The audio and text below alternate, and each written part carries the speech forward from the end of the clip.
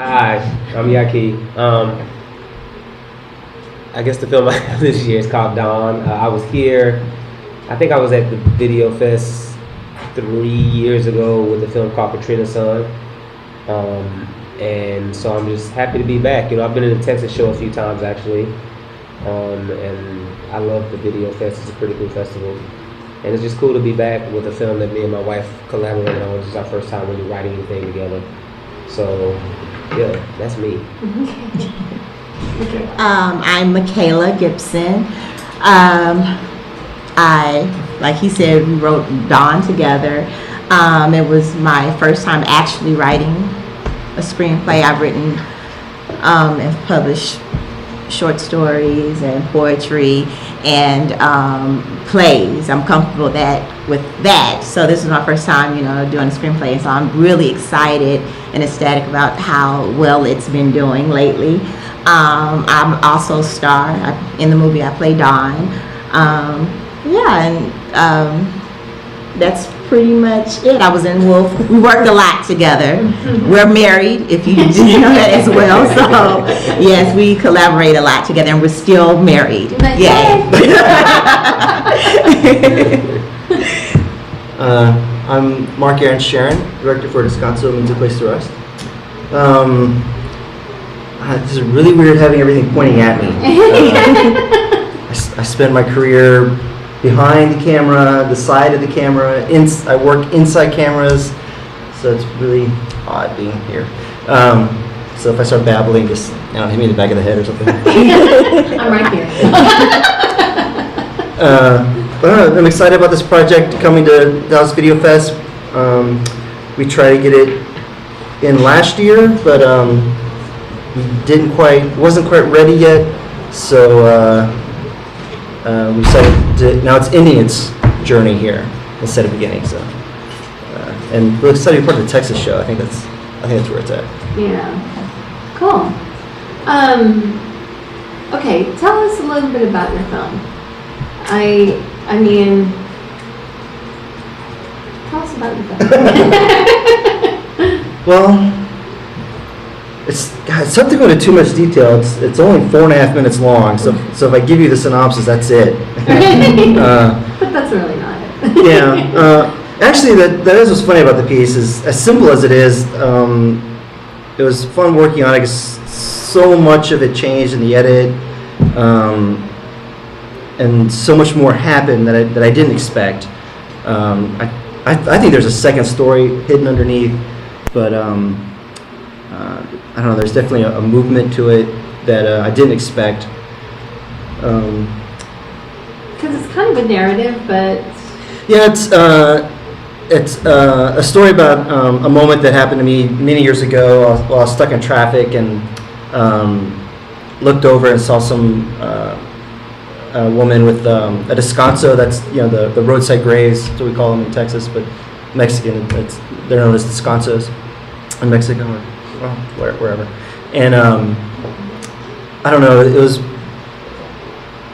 The moment happened, man, like a decade ago, and I still think about it. That I still just, I don't know, I really interrupted a really private moment for her, even though it was right out in the middle, of Dallas traffic.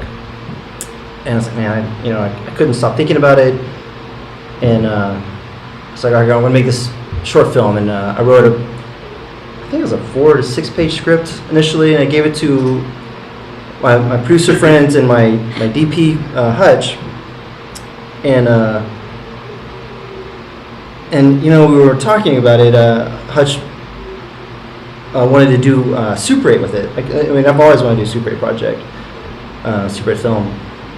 But he brought it up that this would be the perfect Super 8 project because it gives it just a little more, I don't know, panache, a little more oomph, I think, and just really set it apart because it's a really simple moment, really simple piece, and then when it came to finding the film stock, we found one that was being discontinued by Kodak, so I bought a couple of last of the film rolls that they're ever going to make, and that seemed to add to it, so the last of the film, the last of the this last moment that's gone, this film that's going to be gone.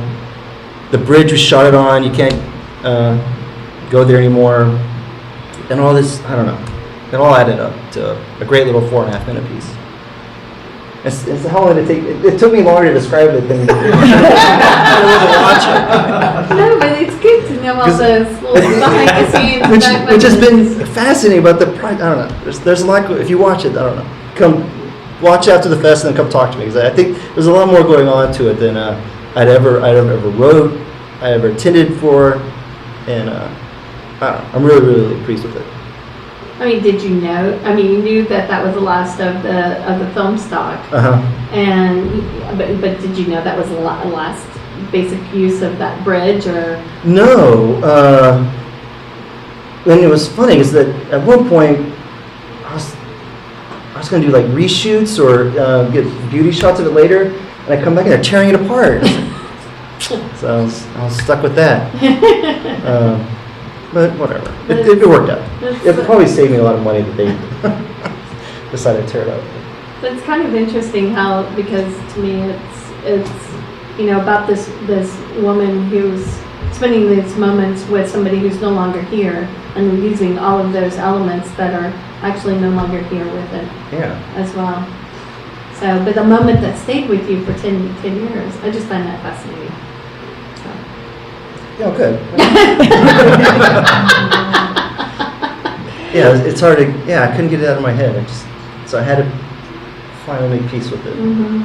I felt like such an asshole after that moment. So what did you do? Well, nothing bad. I mean, it's like but I don't know. I don't want to talk about it. Watch the film and we'll talk. I have. How did you come to cast Fair, White, and Frank?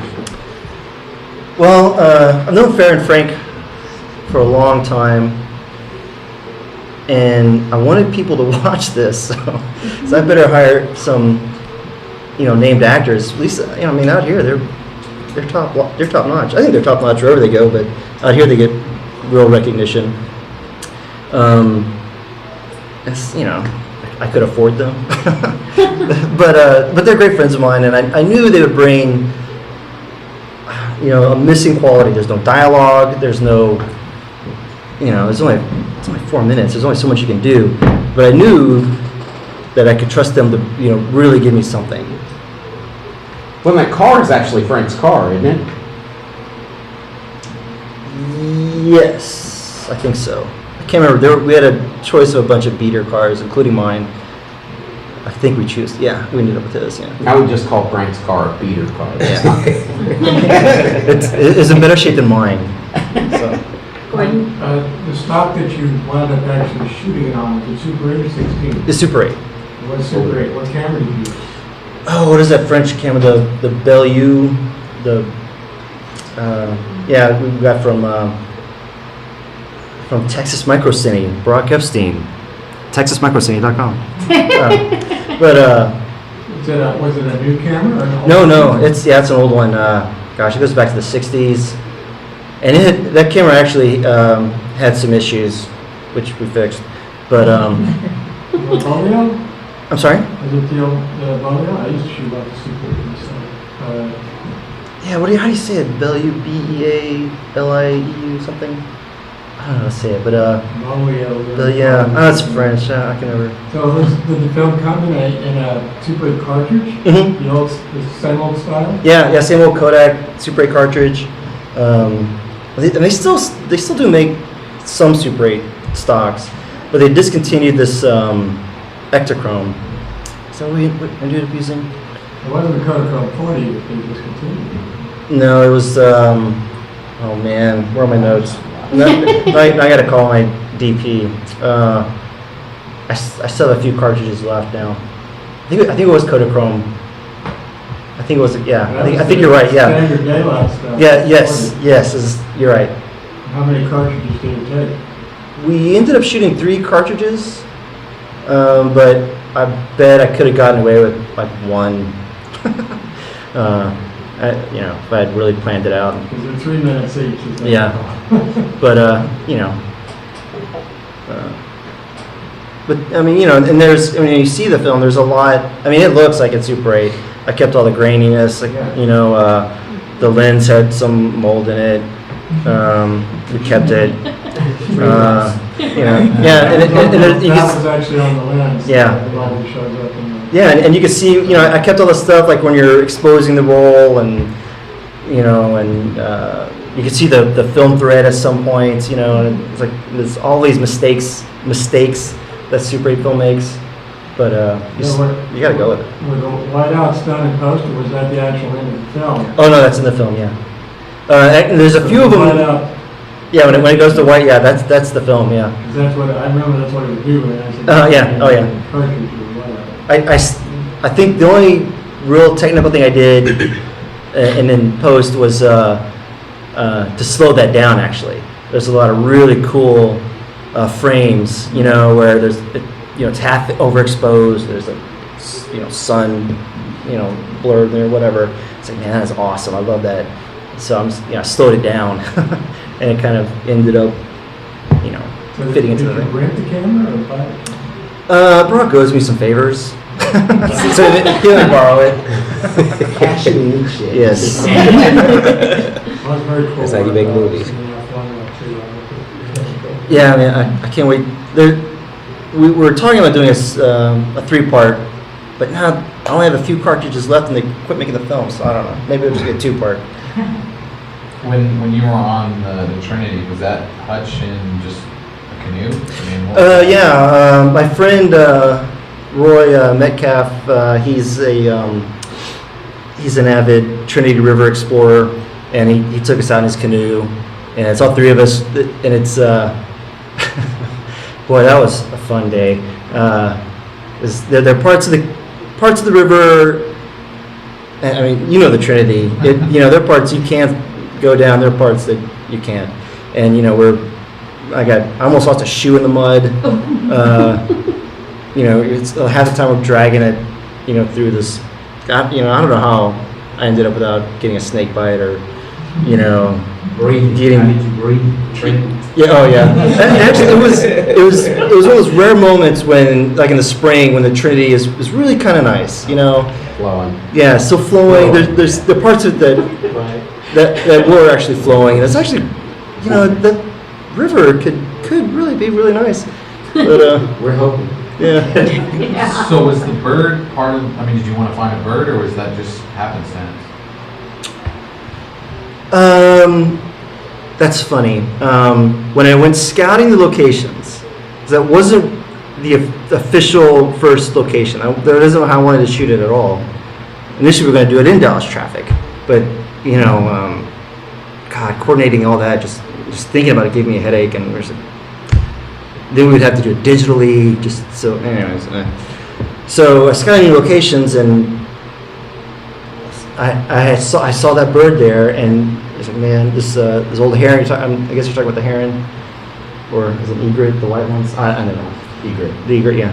But I don't know. He wanted to be in the movie. Like, all right, this is the spot. And sure enough, when we got out there, you know, like I really wanted to get him when he was at his, you know, his roost, whatever.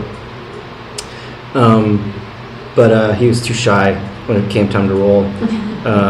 But he kept watching out over us, and so, you know, we finally got him on the film.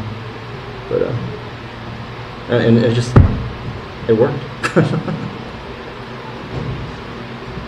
Well, and so Yaki and Michaela, tell us the genesis of your story.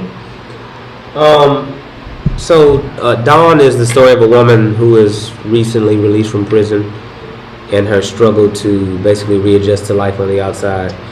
And I wanted to tell the story because my sister was sort of released from prison about a year and a half ago, and sort of just watching her sort of struggle to put the pieces back together again, and you know, just sort of get a job and just sort of go to school and just stay afloat after she got out, really intrigued me. One, because it brought up memories of other people that I had seen who had gone through the system and gotten out. Some, you know, made a successful transition and some not. And, you know, I'm always just asking myself the question, like, how difficult is it for a person after they've been away for so long, and after they've sort of, possibly done a lot of bad stuff, how do they come back into society and right those wrongs, and how do people accept them? And so, with the film, I really wanted to explore what that looks like, especially from a female point of view, because you don't really see that a lot. You see a lot of re-entry films of men getting out, but rarely do you get to see a woman get out. And I mean, our system is, penal system is full of women as well, and they struggle just as much as their male counterparts, and so I really wanted to sort of tell that story. Yeah.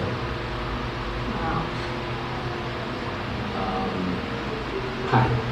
First of all, I commend both of you for doing that. Last comment that you made, I have a few friends, and I've been a counselor, and that struggle. I'm glad you brought it from a different perspective. I think that needs to be told. Thank you. Writing together without killing each other. Get to the meat. Then I'll get back to my other one. I mean, and it's funny because I've never really written with anyone, to be honest with you. I'm always sort of writing everything by myself. But I think I needed another writer for this film because there are some things in it that hit very, very close to home. And I found myself editing myself as I was writing, saying, I don't want to put that in. I don't think they should say that. I don't think that's the kind of interaction they should have. And so I started off sort of thinking I was going to write this feature, and then I said, hey, you want to write the show with me? Because I'm hitting roadblocks because there's things in here that I don't want to go and say. And so having Michaela come in and say, well, I know you don't want to say that, but that's sort of how it went down, or this is more authentic, or this is how that works, really, really helped me to see the story in another way. And, without killing each other, I think we sort of figured out a way to work together. We've been working together for a long time anyway. But we've never written together. We never written That together. was very different. I mean, it was different, but I think still just this whole, the spirit of collaboration is already there. You know what I mean? The respect that we have for one another as artists, the respect that we have for one another's voices, is already there. And it was already, present in the situation. And so I think coming on as a writing team, it wasn't that much of a stretch, I don't think. I think the biggest obstacle was trying to find the time to come together because I like to write in the morning. I'm a morning person. I get up early and I love just waking up and writing in the morning. He's all night. So we argue more about that than content.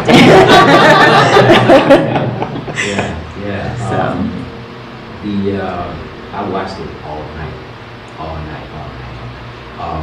The intensity, as far as you, how did you grasp that intensity? Because I really felt a lot of it was on point with people that I know that have been through that and struggled with the day-to-day. A lot of people don't understand you do pay your debt to society, and society in certain cases will not allow you to get back to society, and it's hard. How did you come to grasp that and project that? Because I was looking at you like, really, you're good. Thank you. Thank you. First of all, the script and just the story, reading in between the lines, and I always start with the script, and then honestly, I have to say that Shaki and I, we come from like two different worlds, and my dad, preacher. I'm a preacher's kid. He was a pastor, and he had a counselor, so he was out in the streets in Fifth Ward in Houston doing things. But he tried to separate us from that. So I didn't meet a lot of people who had been to prison until I got with him. And so Can't nobody call you like honestly, we come from two different worlds. And so it's funny, being an actor, it's a humbling experience because a lot of my ideologies have changed just being exposed just to people, because you think one way, and then when you get to know people and really know the struggle, from the inside, it changes you. So just I mean, his sister, friends, cousins, people who I've met. And in the beginning, honestly, I might have judged, but then getting to know them and know their heart, it just changed me. So I decided to focus on that. And they weren't, stereotypes. I didn't want to come in with that stereotype, this, yes, no, because I met a lot of prisoners. And his sister, oh my goodness, she could be a novelist. She's smart, but it's just the wrong path. So talking to former prisoners, ex-cons, and getting to know them and trying to humanize them, finding that human side. It was very important not to, stereotype and just, stick with that. So. And a cool thing too is like when we were writing together, I think a lot of sort of things didn't hit the page. Meaning like there's a lot of subtext that's there that we talked about backstory and talked about bios of the characters and talked about where they come from. And I think being privy to that conversation really helped to inform the performance that she gave, because although a lot of that of course didn't end up in the film, it sort of influenced a lot of the decisions that I think she made as an actress, and also a lot of the decisions that the characters made on the page. Because that's why, for me, I think the film, I think this probably is the film with the least dialogue I've ever written. I mean, there's just a lot of moments of reflection, of her sort of walking, of her thinking, of her trying to just figure it out. And that really came from that whole idea of like thinking about like, okay, what is this woman thinking about, and thinking about sort of how is she really trying to put this back together. And then all that comes from sort of the backstory and all those things the research that I did beforehand, On that note, that very last frame of the film, which is the close up on your face and there's the the tear coming down. Talk about that shot. I mean, how long did it take? Several takes to get that right, or? Oh no, I think we did 2. Mm-hmm. We did like 2 takes.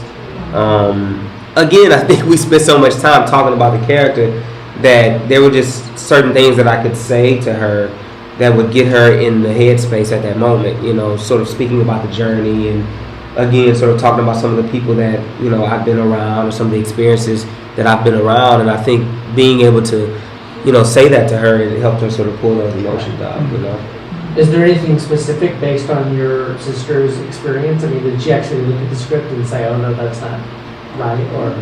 Well, it's funny. When I first started to think about the project, I actually thought I was going to do a documentary about my sister. So I shot like 30 or 45 minutes of footage. But a documentary, it takes so long to shoot, and I honestly, I didn't want to put that kind of time. But then also, I knew that, and I guess time is the wrong word. I just mean like the story has to evolve. Mm-hmm. And what I showed, I think, in 20 minutes, literally would possibly take a whole year for you to see in a real person in their documentary. And so, when I first thought of the idea, I started calling my sister and asking her things. So how does this work? And so what do you think about that? Do you ever wish you would go back because it's harder out here and it's easier in there? Just sort of asking her some of those hard questions and then using those to sort of influence the script. But not just my sister, my godbrother who now lives in Alaska, my cousin, calling them and asking them, does this seem right? Does this seem authentic? Like, is this how you thought when you got out? And sort of pulling from all of that and then sort of, putting it in the script. And also, my moment with his sister, I think back to the moment in the movie when Dawn goes to see her father.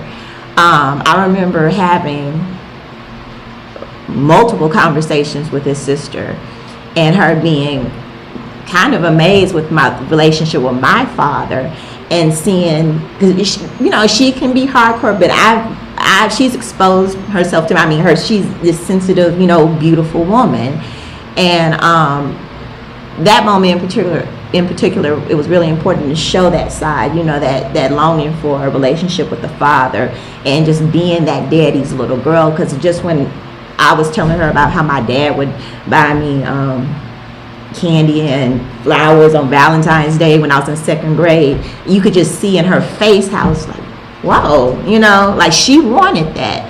And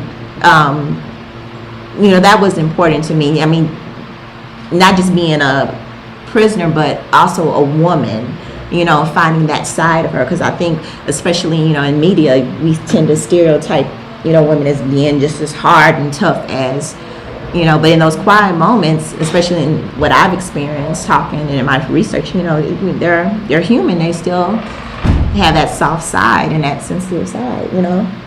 Well, I mean, in the writing process, do you feel like there were moments that this became too close to Yaquit's own Yes. heart, so you were needed to say, listen, hubby, you got to get honest with what we're writing. Yes. We gotta dig a little deeper on this. It might hurt, but where do we go to get there? Yes, I think, we never talked about why he asked me to write, because I was shocked. I was like, you want me to write with you? And like I said, I've written before, so he knew I could do it, but I was just shocked because he pretty much likes to do it on his own. But when we started, I figured that's why. And yeah, there were a lot of moments like that where he was like, I don't know if we can't show that, you know. But Was and it sometimes difficult for you just visiting the subject matter at all? I mean, do you feel like you needed permission from your sister before you could even go there?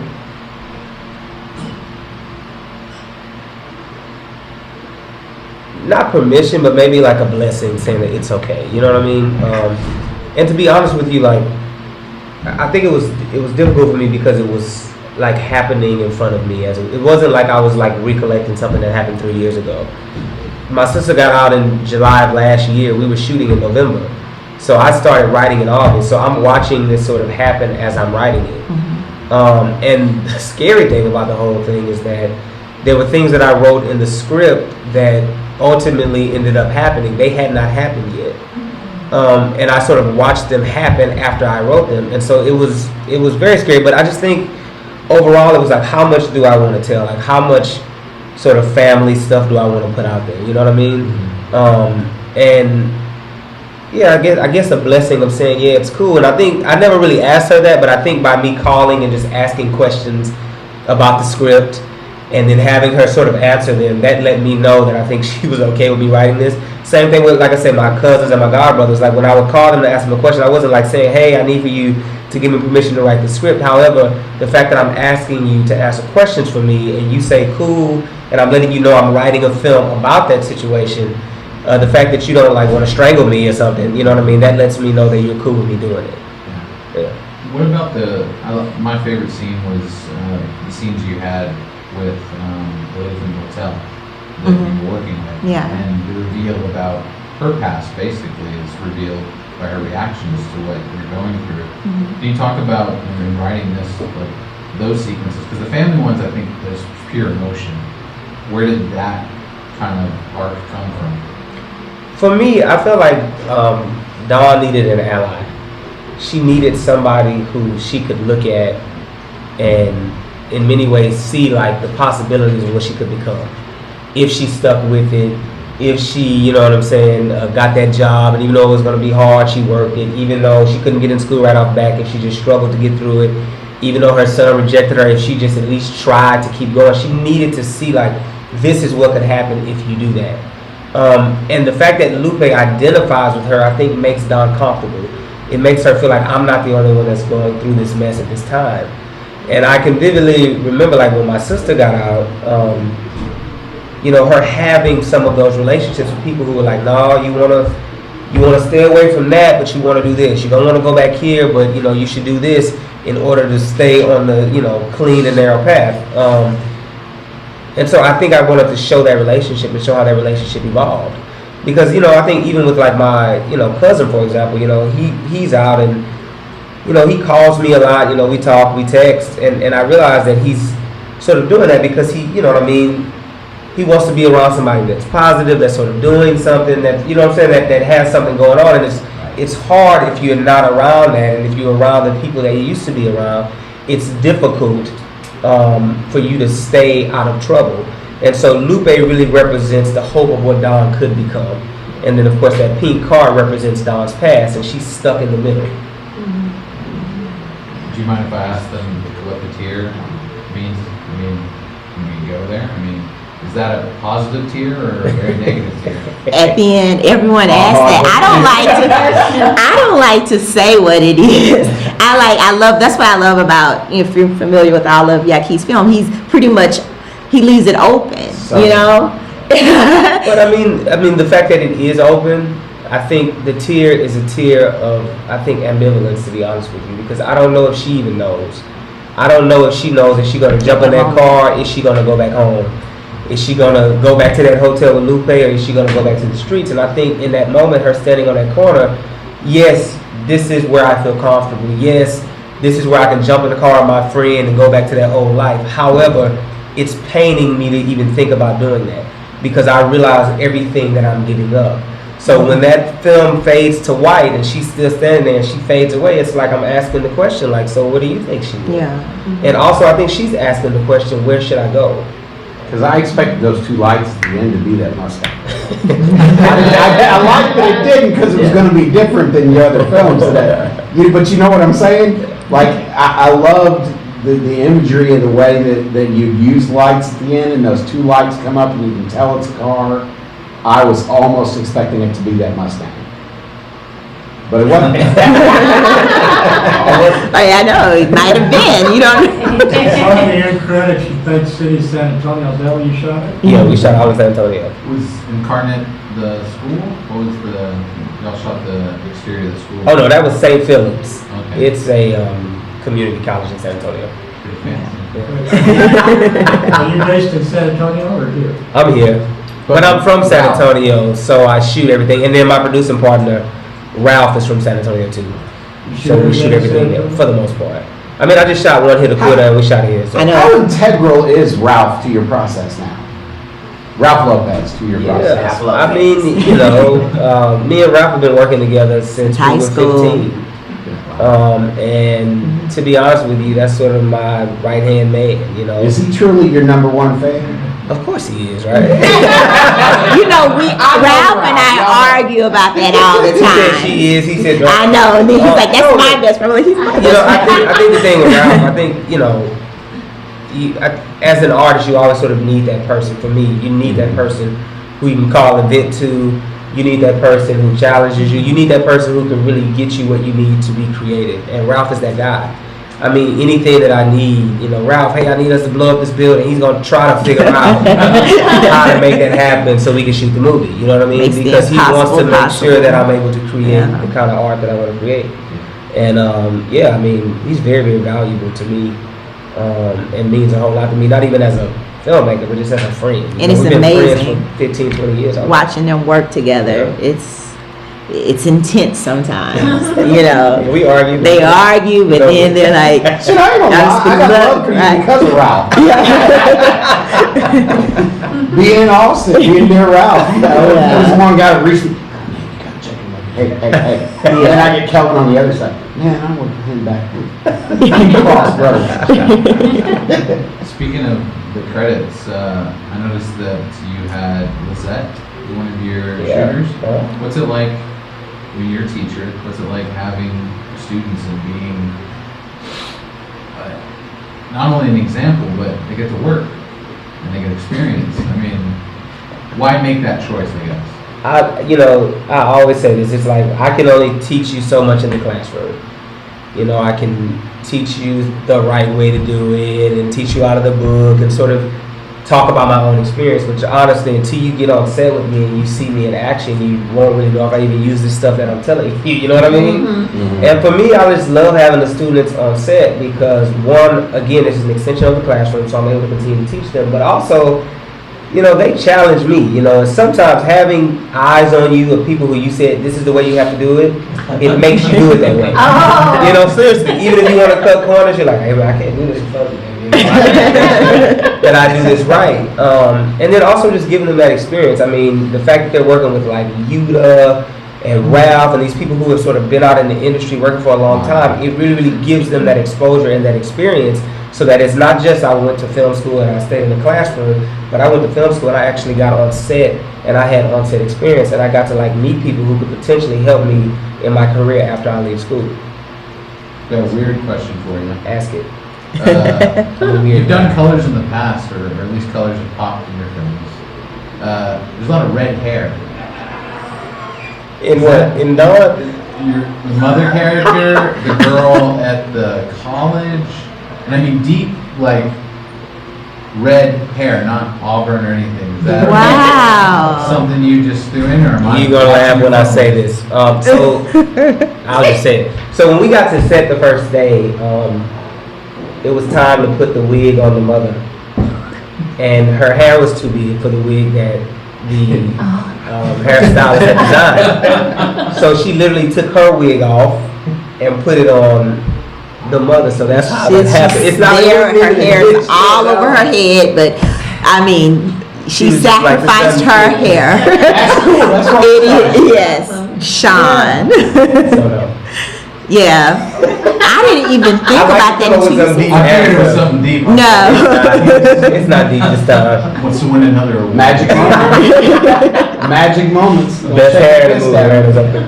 That's cool. That's a good question. Yes.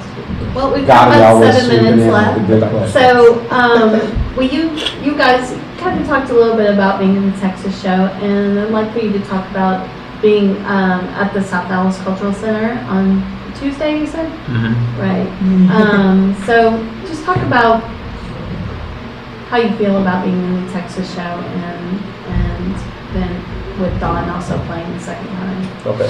So you can start. Oh, great. I've been talking this whole time. Well, I don't know. Yeah, I'm really excited to be part of the Texas show. I mean, it's fun enough to be in the Dallas VideoFest in general, or any fest, but I don't know. I don't know what it, about being a Texas show. That's where it's at. I don't know. It's just it's so much more prestigious, so much more. So from Texas. And I don't know. It's what I always wanted. So thank you for getting me in. I think I've been in the Texas show like 3 or 4 times. And it's always a really good time, you know. It closes out the festival. You get a really good crowd, and you also get to see like what other Texas filmmakers are producing. And you know, I'm always sort of honored to, you know, be in that lineup because you know it's some really, really, really great work in there, and to be counted amongst some of the best Texas filmmakers to me is really good, you know. And the thing we're doing at the South Dallas Cultural Center.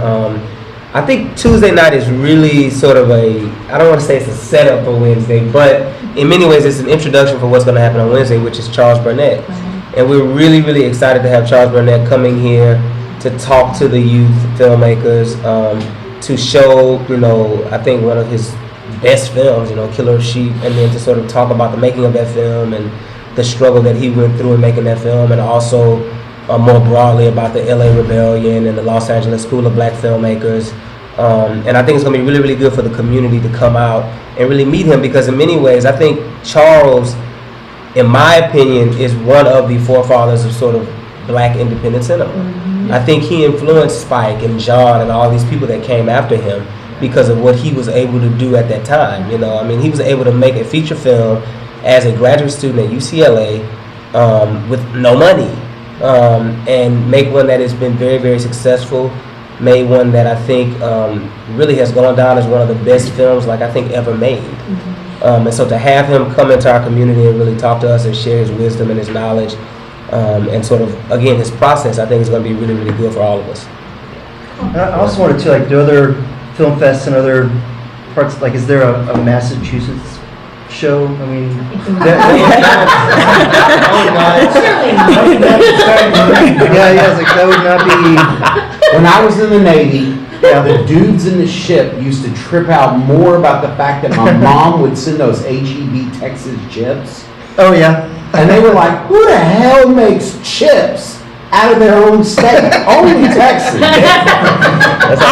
I have to say this. I think my family, when we moved here, I didn't realize how many relatives I had in Dallas. I knew I had a great aunt. She's like 92 now, and she knows, she's always being interviewed about the history and specifically the African American history here. So it's funny because I think they're more excited about me playing. I mean, we played all over the world, including Ken, but to play at the South Dallas Cultural Center, where I've had relatives have display their art and they performed and they know the history. So that's amusing to me, but it's also a testament that no matter where you go, it's important to, let the people where you have roots. Not my family, my dad's from here, I have family from here, but it's important to let, the people where you have roots, where you're from, know what you're doing and what's going on. So that's very important. That's the perfect, because basically we're taking the festival to the community. And the fact that they were already embracing that your guys are going to be there is, perfect. I know, it's just funny, they weren't that excited about hand festival. South Dallas Cultural Center, that's where your cousin displayed her art, and that's where, yes. So it's funny. So that's very, very, very important. So I'm excited about that. So to be a part of my family history at the South Dallas Cultural Center, to display something there. Well, is there anything we haven't touched on that you guys would like to bring up? I'd like to say one thing. Yes. So Dawn will be actually airing on HBO starting in February. Nice.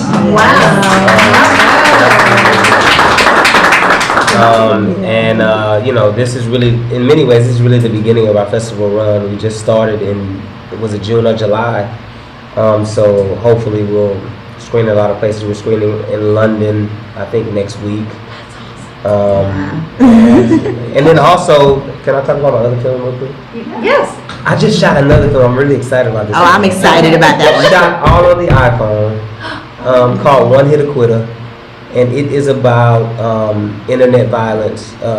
Don't say too much. Young people who are sort of, I should say, addicted to watching internet violence and sort of baiting people into fights or knocking people out so that they can then post things on, various websites. I won't say which websites.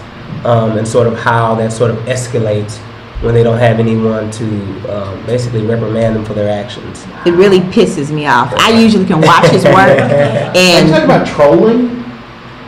What is trolling? Knocking people out. Oh, yeah, basically. Yeah, but trolling are the people, they don't even really care. They just want to see people get mad. Exactly. Yeah. And it's interesting because the film, for the most part, takes place in a school. And just in doing research for it, I had a guy who works at a school, and he says the students cyber bait the teachers.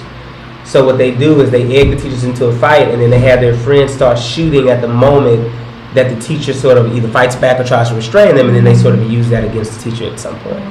But for me, it all goes back into this whole idea of just not having to sort of pay the consequences for your actions and being able to just get away with whatever you want. And not really having role models and also parents who are there sort of monitoring what you're looking at and how we sort of, I say we are what we eat, and if that's all you watch all the time, that's what you become. Yep. So I'm excited about that film. Wow. All on the iPhone. We had 2 main iPhones, and then there's a classroom scene, which I won't give a lot about that away, but we have like 8 different phones, angles in there, so I'm excited about that. Wow. The DP was a little... He's nervous about it. Yeah. He's like, are you sure an iPhone? Yeah. What did you shoot on there? The Alexa. The Area Alexa. Area Alexa. It's night data. Right, night. Well, thanks you guys. We Thanks really for having us. appreciate it. Thank you.